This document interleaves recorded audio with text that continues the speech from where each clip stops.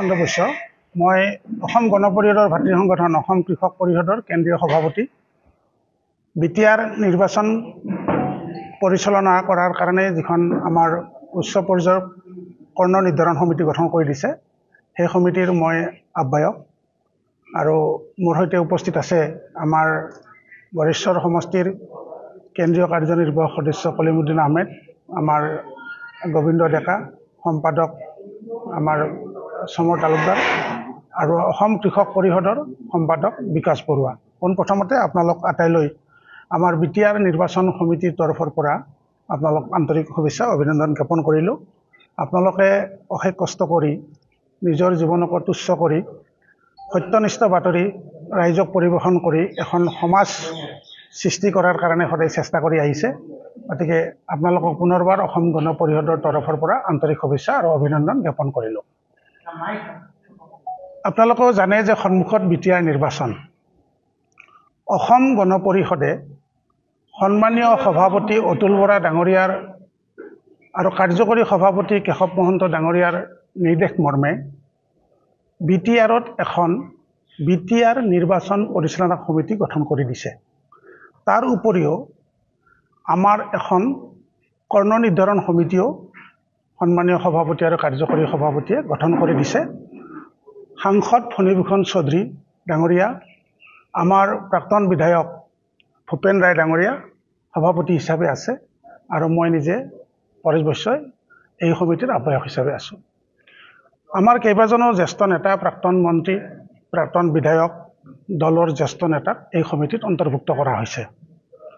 ২৬ মাৰ্চত আমি বিজনীত এখন সভা আমি আহ্বান কৰিছিলোঁ আৰু সেই সভাত আমি সিদ্ধান্ত লৈছিলোঁ যে আমি বিটিআৰ নিৰ্বাচনত আমি অংশগ্ৰহণ কৰিম আৰু আমি বিটিআৰৰ ৰাজনৈতিক আৰু আমাৰ যিটো প্ৰশাসনিক ক্ষমতা এই ক্ষমতাত আমি অংশীদাৰ হ'বলৈ গৈ আছোঁ।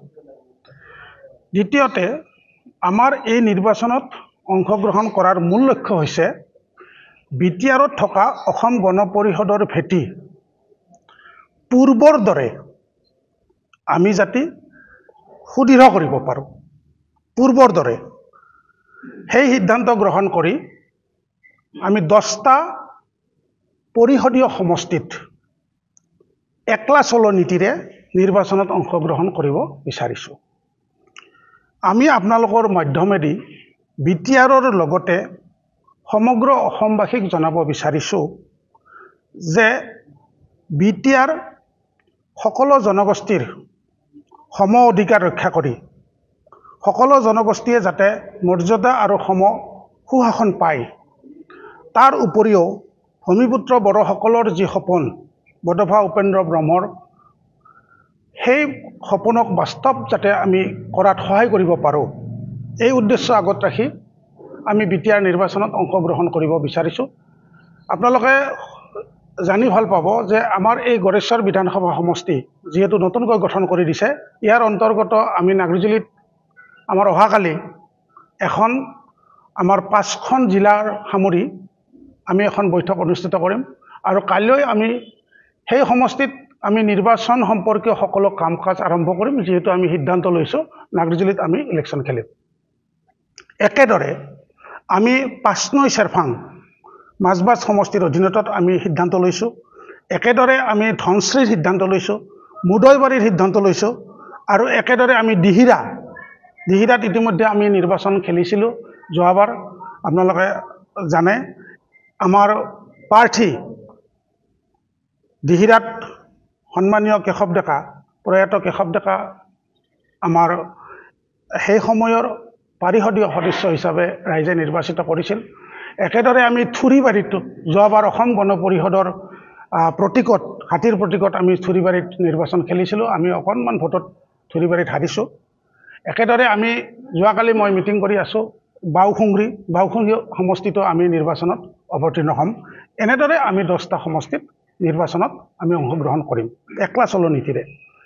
ইয়াৰ উপৰিও আপোনালোকক আমি জনাব বিচাৰিছোঁ যে আমি অসম গণ পৰিষদে যিহেতু সকলো জনগোষ্ঠীক সন্মান কৰে আৰু বিটিআৰতো ইতিমধ্যে আপোনালোকে জানে যে আমাৰ সাংগঠনিক ভেটি 85 চনত জন্ম হোৱাৰ সময়ৰ পৰা আমাৰ বৰলুণ্ড বিটিআৰ অঞ্চলত আমি আজিৰ বিটিআৰ অঞ্চলত আমি আমাৰ যিসকল নেতৃত্ব তেওঁলোকে শাসনৰ ক্ষেত্ৰত অংশগ্ৰহণ কৰিছিল, ৰাইজক সহায় কৰিছিল।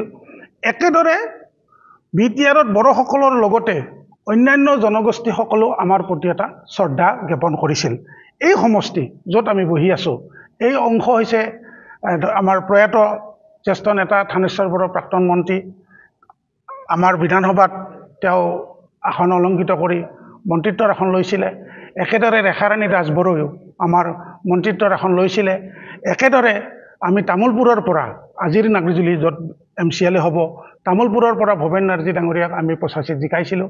একেদৰে আমি চাপাগুৰিত দুবাৰৰ কাৰণে আমি আমাৰ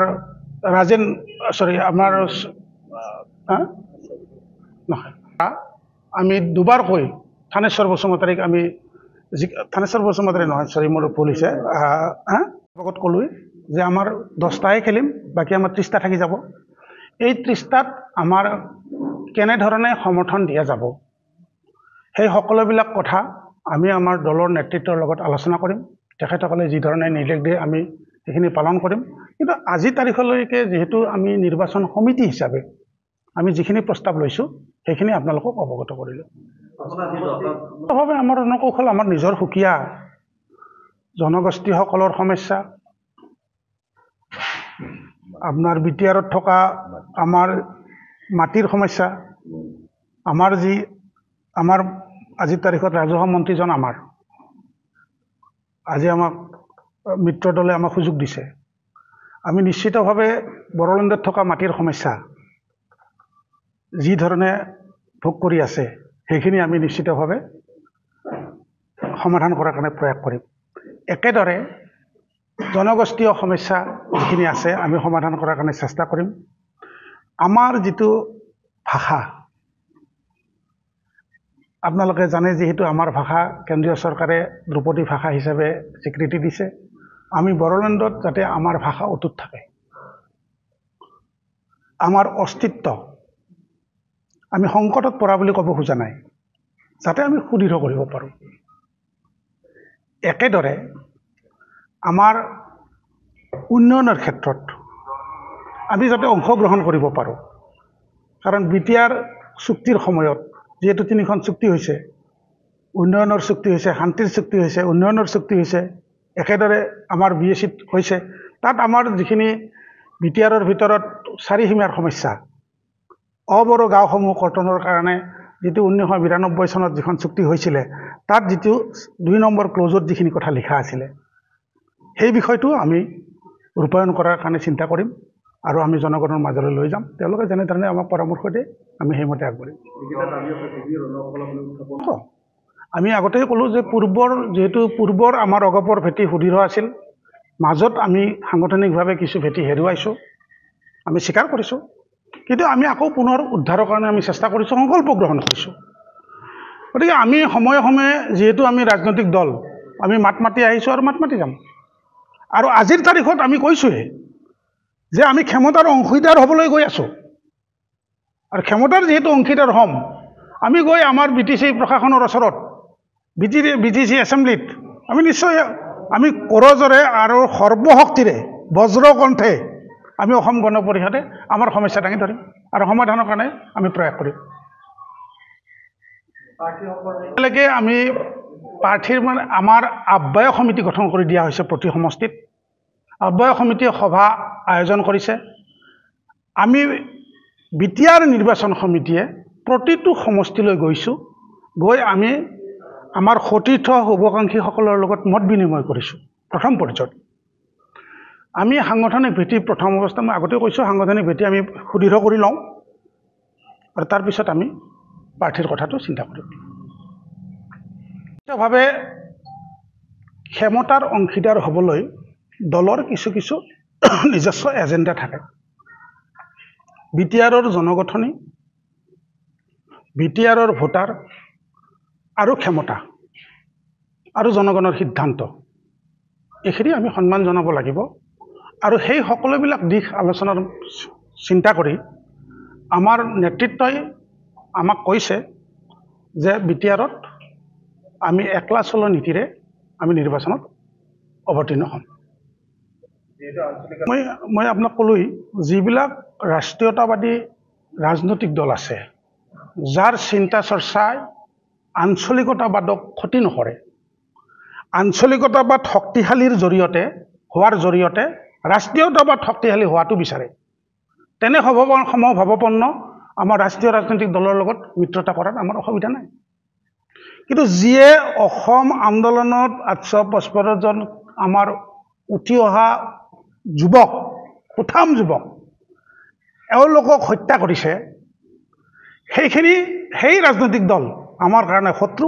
আমি বাৰে বাৰে কৈছোঁ যে আমি একত্ৰিতভাৱে একগোট হৈ আমি ভাৰতীয় জাতীয় কংগ্ৰেছক বিদায় দিব লাগিব। প্ৰয়োজন সাপেক্ষে আমি বিচাৰিছোঁ যে আঞ্চলিক দল UPPL, আঞ্চলিক দল BPF, আঞ্চলিক দল নতুনকৈ গঠন হোৱা মাননীয় অঞ্জলি দৈমাৰী ডাঙৰীয়াৰ নেতৃত্বত বড়োনেল পাৰ্টি অৱ অল্টাৰনেটিভ, এই সকলোবিলাক জাতীয় পৰিষদ যদি ক'ৰবাত আছে আমাৰ বিটিআৰৰ ভিতৰত, ৰাইজৰ দলো যদি আছে, আমি একত্ৰিত হোৱাটো বিচাৰিছোঁ। কাৰণ আমাৰ উদ্দেশ্য হৈছে যে আমি অসমৰ ভিতৰত যিমানবোৰ আঞ্চলিক দল আছে, আমি তাৰ ভিতৰত আমি বিগ ব্ৰাদাৰ। যদি আমি সকলোবিলাক আঞ্চলিক দল আমি একত্ৰিত কৰিব পাৰোঁ আৰু হ'ব পাৰোঁ, নিশ্চয় আমাৰ ক্ষমতাৰ অংশীদাৰিত্ব গ্ৰহণ কৰাত আমাৰ কিছু অসুবিধা নহ'ব। আমাৰতো আমি সিদ্ধান্ত লৈছোঁ যে আমি 10খনত নিৰ্বাচন খেলিম, আমি 10খনত নিৰ্বাচন খেলিম আৰু 10খনত আমি নিৰ্বাচনত জিকিম, আৰু আমি 40খনত আমি নিৰ্বাচন খেলিব খোজা নাই। মই পূৰ্বতে কৈছোঁ, যিহেতু আমাৰ পূৰ্বৰ যি সাংগঠনিক ভেটি আজিৰ বিটিআৰত, আজিৰ তাৰিখত আমি অধিক শক্তিশালী নহয়, গতিকে আমি 10টা সমষ্টিয়ে বাছি লৈছোঁ আৰু 10টা সমষ্টিত আমি সমিতি আৰম্ভ কৰিছোঁ। ইতিমধ্যে আমি যোৱা 24 তাৰিখে গোৰেশ্বৰত বহিছোঁ। পৰ্যায়ক্ৰমে আমি 7টা MCLA সমষ্টিত আমি নিৰ্বাচনত অৱতীৰ্ণ হোৱাৰ কাৰণে আমি সাংগঠনিক সভা আহ্বান কৰিছোঁ। অহাকালি আপোনালোকে গম পাব যে আমি নাগজুলিত আমি সভা আহ্বান কৰিছোঁ, আৰু 3খন সভা আমাৰ বতৰৰ কাৰণে যোৱাকালি বাতিল কৰা হৈছে। কম দিনৰ ভিতৰত সেইখিনি সভা আমি আহ্বান কৰিম। আমি প্ৰথম পৰ্যায়ত আমি 10টা সমষ্টিত আমি আমাৰ সাংগঠনিক ভেটি শক্তিশালী কৰিম। পৰৱৰ্তী সময়ত আৰু অন্যান্য সমষ্টিত যে নকৰিম সেইটোও নহয়, আমি পৰ্যায়ক্ৰমে আমি অন্যান্য সমষ্টিলৈ আমি আমাৰ সাংগঠনিক ভেটি সুদৃঢ় কৰাৰ কাৰণে চিন্তা কৰিম। নিশ্চিতভাৱে আমি অসম গণ পৰিষদৰ নেতৃত্ব ল'ম। সকলোৰে নিজা চিন্তা আছে, নিজা আদৰ্শ আছে, সকলোৰে নিজা মিছন আছে আৰু সকলোৰে নিজা মনোভাৱ আছে। এতিয়া সাংগঠনিক স্থিতি আছে, আমি যদি এৰা ধৰাৰ মনোভাৱ গ্ৰহণ কৰিব পাৰোঁ, নিশ্চিতভাৱে আমাৰ মূল উদ্দেশ্য কি? আজিৰ তাৰিখত মূল উদ্দেশ্য হৈছে আমাৰ বিটিআৰত উন্নয়ন আৰু আগতকৈ গাঢ় কৰা। এতিয়া আমাৰ হিংসাৰ পৰিৱেশ নাই। আমি আগৰ হিংসাৰ সকলো পৰিৱেশ আমি দেখিলোঁ, আপোনালোকেও প্ৰত্যক্ষ কৰিলে। আজিৰ পৰিৱেশ নাই। আমাৰ জনগণলৈ শান্তিৰ বাৰ্তা ঘূৰি আহিছে। আমি ধন্যবাদ জনাব লাগিব অসমৰ মাননীয় মুখ্যমন্ত্ৰী মহোদয়ক, যে বিটিআৰত যি শান্তিৰ পৰিৱেশ প্ৰতিষ্ঠিত কৰিছে। ডক্টৰ হিমন্ত বিশ্ব শৰ্মা ডাঙৰীয়ালৈ আন্তৰিক শুভেচ্ছা জ্ঞাপন কৰিব লাগিব, আৰু তেখেতক মই শান্তিৰ দূত, বিটিআৰৰ শান্তিৰ দূত হিচাপে আমি আনুষ্ঠানিকভাৱে ঘোষণা কৰিব পাৰোঁ। গতিকে আমি ক্ষমতাত অংশগ্ৰহণ কৰিব বিচাৰিছোঁ, আৰু মূল যিটো উদ্দেশ্য আৰু অধিক উন্নয়নৰ ক্ষেত্ৰত আমাৰ প্ৰত্যেকে কৰিবলগীয়া আমাৰ যি দায়িত্ব আছে, আঞ্চলিক শক্তিসমূহৰ, ৰাষ্ট্ৰীয় শক্তিসমূহৰ দায়িত্ব আছে। মই নকওঁ যে ৰাষ্ট্ৰীয় সমিতি আপোনাৰ দলসমূহে যদি আমাক সহায় নকৰে আমি কৰিব নোৱাৰিম, কিন্তু আমাৰ যিটো উদ্দেশ্য, এই লক্ষ্য উদ্দেশ্য যদি আমাৰ সফল হয়, তাত কোনো আমাৰ কৰিবলগীয়া আপত্তি নাই। আমি নিজে নেতৃত্ব ল'বলৈ আগবাঢ়ি আহিম। কৰিব বন্ধুসকল, যে আমি চাপাগুৰিৰ পৰা সুৰেন স্বৰ্গীয়াৰীক আমি 2বাৰ বিধানসভাত আমি আনিবলৈ সক্ষম হৈছোঁ। একেদৰে গোসাইগাঁৱৰ পৰা ৰাজেন মুছাহাৰীয়ে আমাৰ অসম গণ পৰিষদৰ প্ৰতীকত নিৰ্বাচন খেলি ৰাইজৰ সেৱা কৰিছে। গৌৰীপুৰ সমষ্টিৰ পৰা বলেন্দ্ৰ মুছাহাৰীয়ে অসম গণ পৰিষদৰ পৰা প্ৰতিনিধিত্ব কৰিছে। গতিকে সাংবাদিক বন্ধুসকল, আমাৰ যিটো আমি একেদৰে ওদালগুৰি সমষ্টিতো আমাৰ প্ৰাৰ্থী অৱতীৰ্ণ হৈছিল নিৰ্বাচনত, একেদৰে মাজবাটতো হৈছিল আমাৰ প্ৰাৰ্থী। এই যিটো অসম গণ পৰিষদৰ পূৰ্বৰ যিটো সাংগঠনিক ভেটি, আমি আজি সংকল্প গ্ৰহণ কৰিছোঁ যে পূৰ্বৰ ভেটি যাতে আমি ঘূৰাই আনিব পাৰোঁ। আপোনালোকৰ পৰা আমি আশা ৰাখিছোঁ, বিচাৰিছোঁ যে আমি যাতে বড়োসকলৰ লগতে সকলো জনগোষ্ঠীৰ তেওঁলোকৰ বিচৰা ধৰণে তেওঁলোকৰ সমস্যা আমি যাতে সমাধানৰ ক্ষেত্ৰত বিটিআৰ প্ৰশাসনত অংশগ্ৰহণ কৰিব পাৰোঁ, তাৰ কাৰণে আমি প্ৰয়াস কৰিব লাগিব।